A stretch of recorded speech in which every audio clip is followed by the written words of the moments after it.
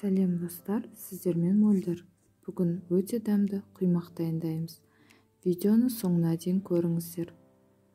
Бізге жылы сүт, қант, жұмыртқа, сұйық май, сода, тұз және ұн қажет. Сүтті мен алдын ала газге қойып жылытып алдым. Сүттің үстіне қант саламыз, жұмыртқа саламыз. Араластырып тұрып, сұйық майды құямыз.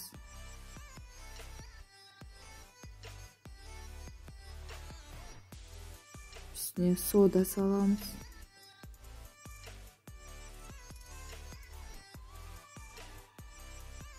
Тұз салып, жақсылап араластырамыз. Ұнды алдын ала илектен өткізіп қойдым. Аз-аздан ұнды қосып отырып, кішкене қоюланғанша араластырып тұрамыз.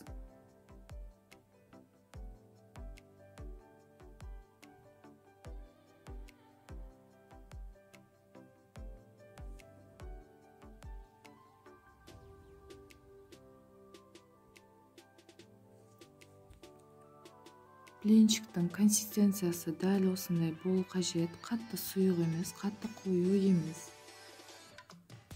Алдын ала қызып тұрған табаға блинчикті дөңгелетіп осылай құямыз. Мен табаны қыздырып, май жағып қойдым.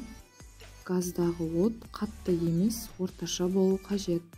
Блинчиктің жәндері қызара бастаған кезде жаймендеп осылай көтеріп, екінші бетін аударамыз.